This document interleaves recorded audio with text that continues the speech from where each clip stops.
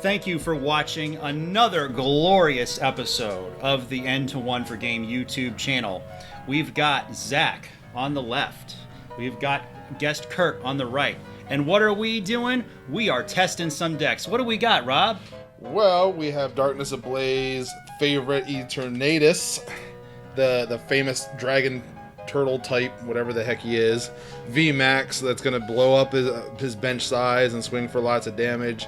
Against Kurt, who's going to be playing the Centiskorch VMax, who wants to stack a ton of energy on itself and do infinite amount of damage.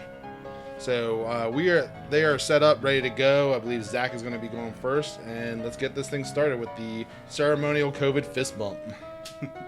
So it looks like Kurt is going to be starting with Volcanion, and Zach with the V version of Eternatus. Going right for the Crobat here now. Crobat V, one of the more hype cards here, is going to basically Shaman EX here and just let him draw until he has 6. So Nick, what is the big deal with Eternatus that why is this a chase card for us now? Why do we care? Well, because you can hit for big numbers. And big numbers can be a collector's thing, or it can be a competitive thing. I know that's what we tend to focus on this channel, is the competitive aspect. But man, let me tell you, you can sell cards for a lot of money if they can do big damage. And it's 30 times the number of Pokemon you have in play. So it's basically a reprint of the Rayquaza from Roaring Skies. Yeah, it was Roaring Skies. I was like, it's the set with Shaman EX. What is it? What is it? Roaring Skies. And yeah, so I mean, you're able to hit for potentially up to 240 damage if you get 8 Pokemon in play. Which, thanks to the Eternal Zone ability, that as long as you have only dark types, you can have a bench of up to 8. And there's 8 on the bench. We're looking at the ability right now just to make sure it's 8 on the bench, and then it counts itself. So that's 9 times 30. So yep, so 270 without any kind of damage modifiers at all. So we see right now with the capture energy going down for Zach, getting another Eternatus.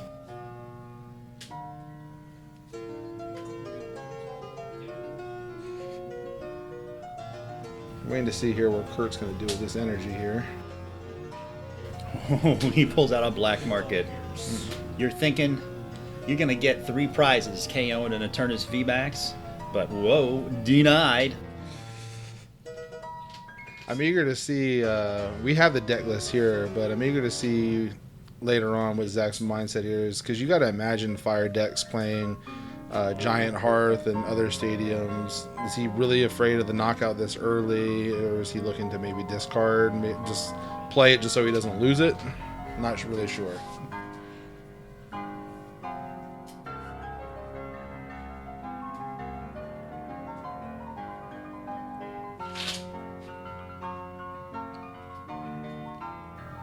Me and Zach and a few other people tested this Eternatus list over the last few days. So we're pretty sure we've got this list down. But take a look while you're watching this video. We're doing best of 3 here, and if you see anything that could be optimized in this list, please leave a comment. We'd love to hear what you have to say. Zach, did you just take 7 off of that by chance?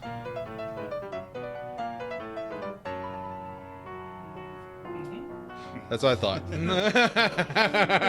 So, forgive us, still testing. Although, I'm not going to give Zach the pass because he's played Shaman before. He knows how this works. So, see right there, I love the team up Absol. Causes a lot of hate and discontent for these large basics. Although VMax not being a basic, there's still a lot of decks out there that this can disrupt. I'm going to go ahead and use the boss, bring up the Scorch, and start doing that damage.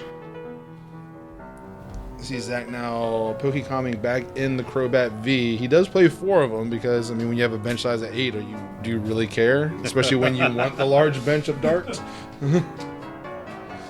One thing that caught me off guard when I played this deck is, as soon as I put down the Crobat V and the Absol, I was thinking, wait, where's the non-dark Pokemon in this deck? And I couldn't find them. And I said, oh, wow. Wow, it's all dark. And the fact you get all the draw support you normally wouldn't get with a quote-unquote dark box type, the high damage, just everything. And our pal Zach, I mean, he was really riding on Dark Box, really. As soon as that was a thing in the Ultra Prism On format, he was riding it hard, and oh my gosh, I just could never get behind Dark Box because all the points of failure in setting up. I mean, that's just my opinion, obviously. But this deck, it's a big basic, you evolve it once, and it's so much easier to set up. And it ran very smoothly when I played it. So you see Zach taking the first swing there thanks to the boss's order, putting 180 damage down already on that Centiskorch. And although Centiskorch the VMax can one-shot Zach back, it's going to be really hard. You're talking a ton of energy needed here. For those not familiar, Centiskorch VMax, for double colorless, it is going to do 40 damage for each fire energy attached to that Centiskorch VMax. And for any damage with this attack, you may attach a fire energy card from your discard pile to this Pokemon. Now, the discard attachment does not get factored into the damage because you calculate the damage first.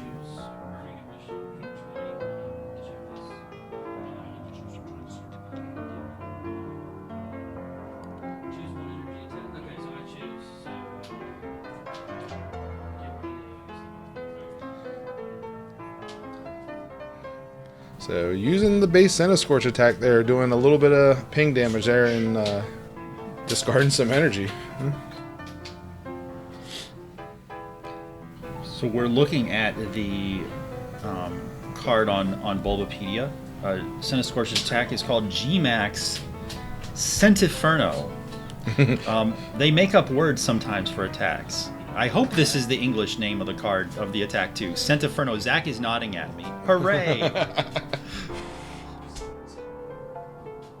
So going for the third Crobat here. Looking at, actually, I want to take a second look here at Zach's list. There are, he still has the 4 Marnie 3 research. So still a nice bit of draw support, but it almost feels like he's just getting all of his draw support just off of these Crobats. Thanks to Pokecon's Great Balls and Quick Balls. Also, big fan of the 4 Galarian Zigzagoons too, with all the scoop up nets that we have. Just so many extra pings here.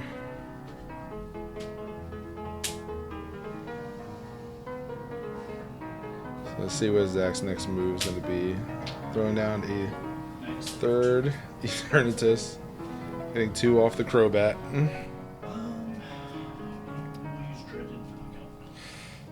So right there, quick knockout doing 270 damage on, I believe that was turn 3. Nice. Off of a 2 energy. It's almost like this set was meant to make Dark good. So we see Kurt coming down here with a Jirachi.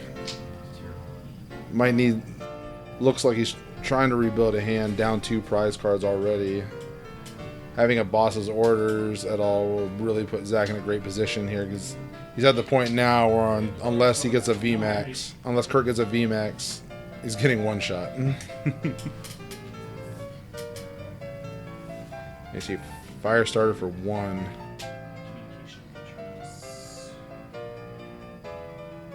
Let's see, comms in Eternatus and see what he can get. He's just going to fail it. Just trying to thin down hands, maybe make more use out of a 4th Crobat if he's going to scoop up one of those Zigzagoons or the Hoopa or the Absol or all the dark tools that he has. For once, we have a legit dark box again.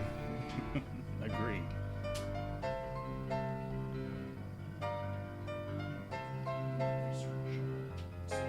Alright, so he's just ditching the hand.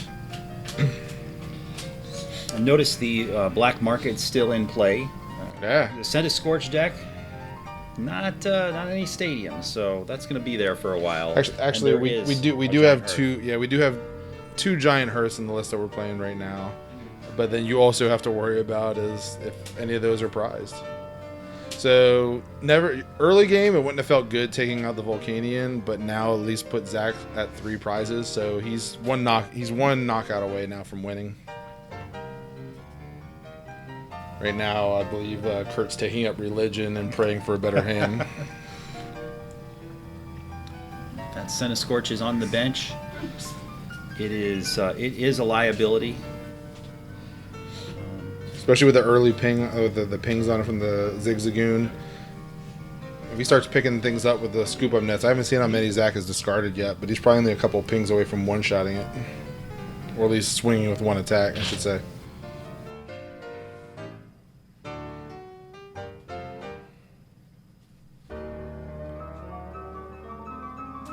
Let's see. Alright, Stellar Wish, top 5. Let's make it good. So let's be honest, like what is Kurt's real win condition here? Just an overabundance of energy some way, somehow. Because I don't see how he one-shots this Eternatus VMax at all. Yeah, it's got 340 HP max. It's got 320 left. I don't see that happening. But this is for us to learn these decks, and for you guys at home to enjoy and kind of help critique even with us. What do you think could be go different? How can we rebuild these and pass on the information that we learn as well to you guys? It's the whole point of this series.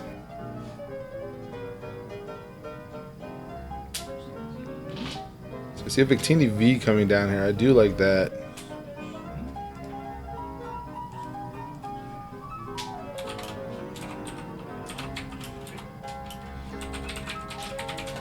Victini, essentially just like the old Gardevoir GX. We've had it for a little while now, but I can't imagine that's really helping against the Eternatus VMax matchup here, since Zach's really only going to be putting 2 energy down on his active. Exactly. To knock out a 320 HP Pokemon with Energy Burst, you would need... What is this world we live in now? You would need 11 energy total. Which, even if Kirk gets that Giant Hearth and plays a Welder, you're still not getting it on Victini V to knock out Eternatus VMax.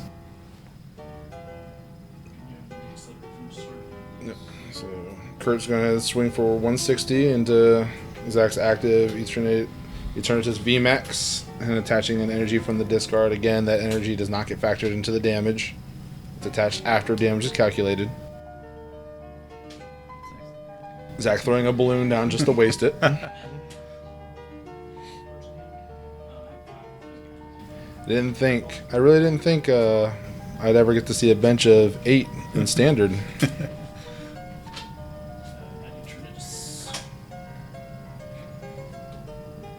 It's kind of like in the same aspect of the old Mega Rayquaza deck. Zach's deck's getting really low. You're trying to win in those first, say, like 4 or 5 turns.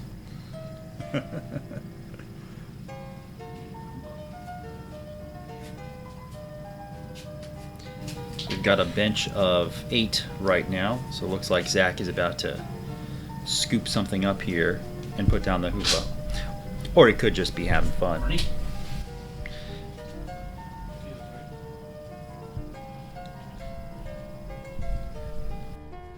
I already have 60 on the active Centiskorch VMax here.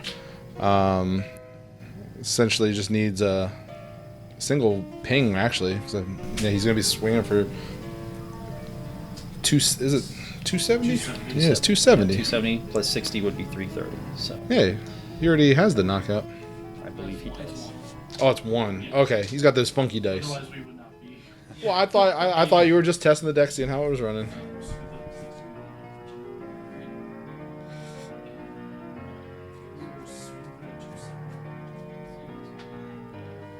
So right there, 270 damage, leaving. Hey, TC Evolutions, if you want to sponsor us, we need more dice. Yeah, I wouldn't call it card escalation or power creep. I think all the changes they've made in the cards over the last year is just, it's a plot to sell more dice with bigger numbers on it.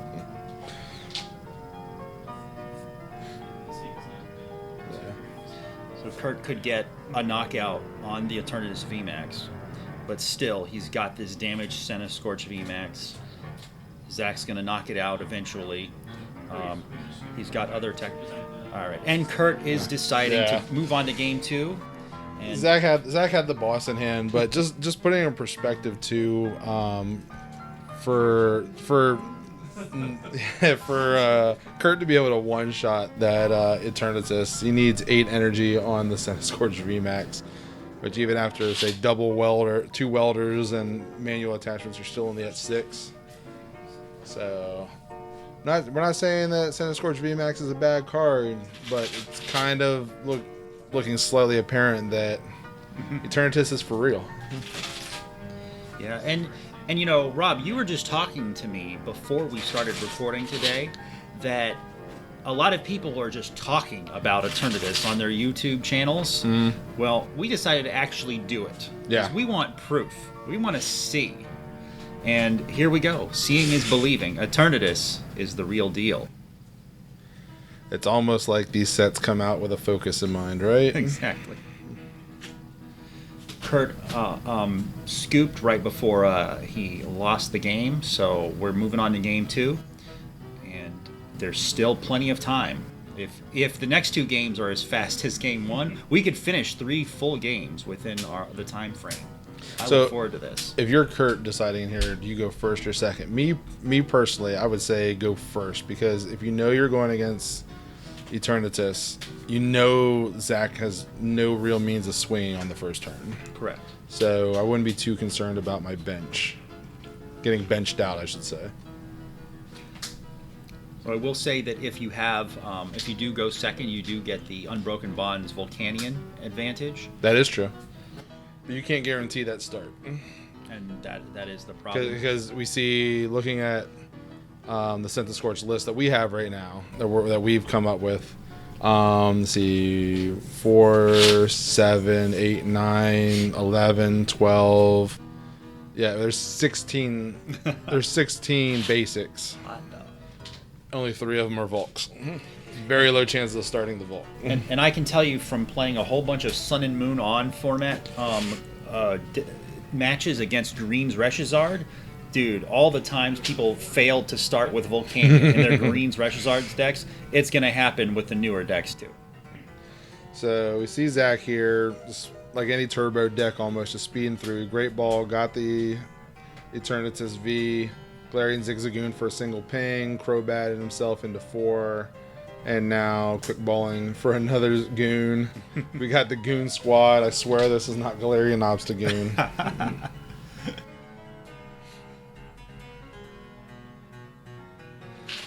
Yep. Speaking of hate and discontent decks, we gotta check out the Decidueye. Yeah, what do you think? Go ahead, post a comment. Do you want us to look at Decidueye, or really look at any decks? We are always looking at suggestions for what decks we should feature in future videos. I may be partial, but I'm really looking forward to our video for Greedent. I'm eager to see the chunky boy go to town.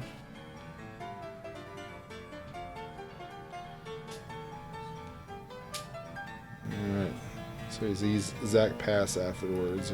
So Kurt's getting a Vulpix down. Looks like it has a much more workable hand compared to the last game.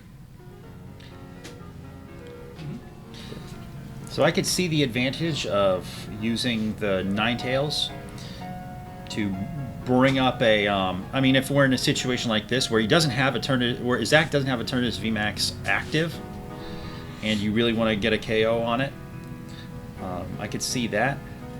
I am doubtful about the advantage that Vulpix is going to provide in this specific match, however. Yeah, this isn't really the type of deck that is going to try to hide it all. And now that we have Boss's Orders, I'd much rather see that.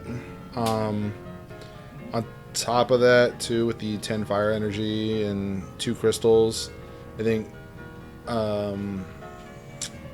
your energy usage is kind of at a premium even for Vulpix. I'd rather see those 4 spots open up, something we can look at as well.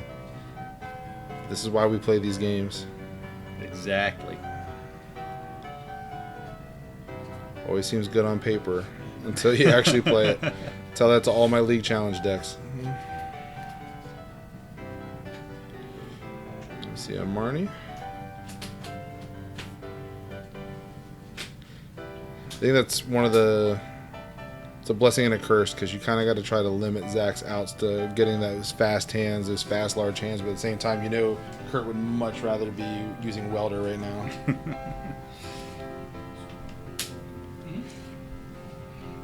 I'd really like to see him have a switch in energy. Oh, that would be nice. Considering he's attaching to it, I'm going to think he has it. Oh, yes. Nice. Oh, we got a Jirachi. Okay. Gotta be getting fancy.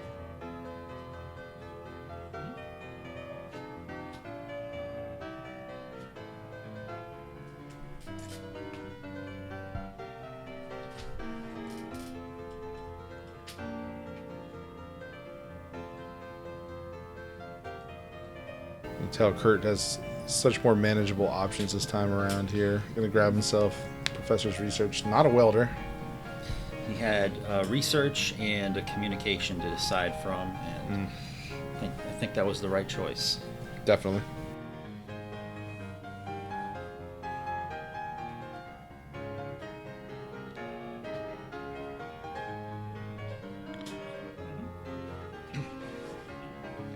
So I think for Zach, you know, having one turn, getting a bench down of 4, getting the energy attachment to your Eternatus V, like that's pretty much all you want.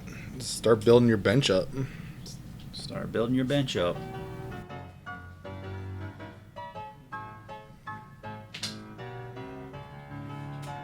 So there with the capture energy, gonna grab himself a basic.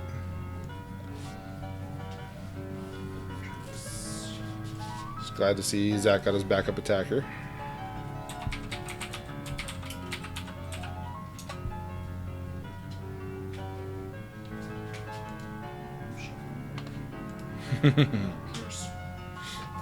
So we see new supporter Piers. Just gonna let Zach search his deck for a dark Pokemon. I think we're gonna have to intervene in the match here. Kurt, you used Volcanion Unbroken Bond's Flare Starter, and you got 3 energy. Yeah, he's going Oh, second. you went second. Okay, Yeah. I missed that. Okay, go on. I'm dumb. that was. That was the problem. Thank you, Zach. We love the fact that Zach is so preemptive, but back to what is going on legally is we see Zach playing Piers, which lets him get a darkness Pokemon and then any energy card. So you saw him grab the other capture energy. Zach scoops up the Hoopa and swings for 150, taking out the Volcanion. Boom. Here we go. Kurt laid down that Jirachi after he scoop up netted it. If you missed that on camera, he just put it down real quick before the flare started. Yeah. And that's good because now he has it active and hopefully he'll get something good off of it. It's really terrifying now, though, for Kurt that he knows that Centiskorch is in grave danger of a boss's order right now. It's so easy for Zach to just ramp up damage. So quick balls. I'm not sure what he's looking for. Dedenne, get a new hand. Nice. Looking for the rat.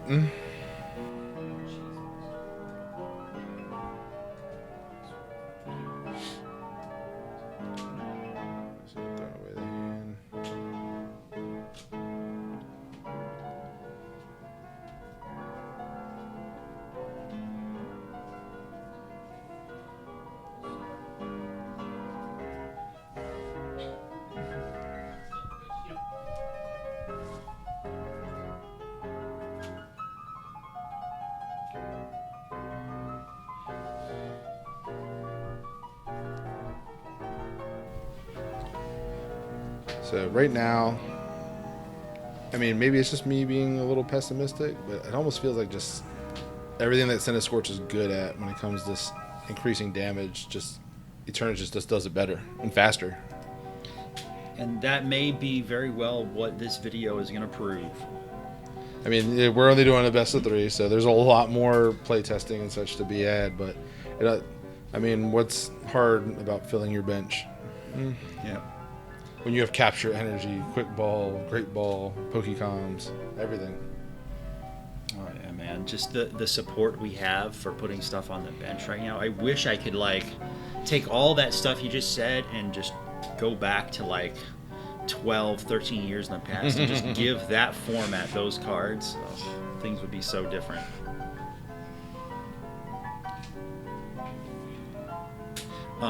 There's a community of enthusiasts. They're really big. They've gotten really big in the last few years of playing past format tournaments, and I'm like going back to 2006, 2007, and we could talk about what cards we'd like to bring back to we could bring back to that format. That could be a whole nother video. But anyway, Kurt didn't attack, and he did a whole bunch of damage, and now it's Zach's turn. So is that 6 energy on there? It's 5 now. 5 now. So he swung with 4, plus the initial 40 is going to be 200. Yeah. So good damage for 5 energy. Nice. But when you think about how easy for me right now that Eternatus VMax is doing for 2 energy, plus those goons. Centiskorch has 300 hit points left, and as we've established, Eternatus VMax caps out at 270. Yeah, he would need either nets or another goon to hit that. Exactly.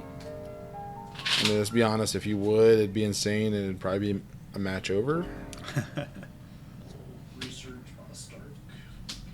But it is nice, though, seeing that Kurt took the first real swing into Zach's attacker. So we see our research of the whole new hand there. Part of the way there. Yeah, so we drop 1 goon, net up another one, and drop it back down. Uh-oh. Oh, man, here comes the bat. He's grabbing the caca. Yeah, here it is. Oh no. I thought he would get the bat and keep digging, but nope, he's got access to all 4 goons. So this is like, as soon as you think like Eternatus is capped out at 270, but is it really? So there you go. There's this dichotomy of do you play greedy and do as much damage as you can now, or do you get more setup cards? And Zach went with greedy, get the damage now, and I think it's going to pay off. But he really didn't even get that greedy. He literally just put down a goon, Professor's Research away, and got into a net and a quick ball. It's so easy for this deck to just find options to get Pokemon in the hand. So we see Kurt here getting a welder, going to try to set up another attacker, but he can't evolve. I don't know. He can't evolve that Centiskorch. So Eternatus still has 200 damage on it. We're gonna try to see if Kurt can get a knockout this turn. But let's be honest, Zach is a boss's orders away from just calling it. He's gonna just kill the rat. Kurt needs to hopefully find some way to kill this Eternatus.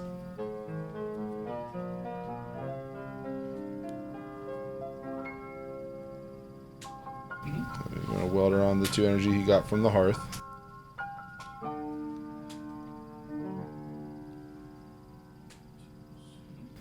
So we got the Ninetales, but energy is like such a high premium right now. He's trying to get all that energy on the bug. Mind report, nice.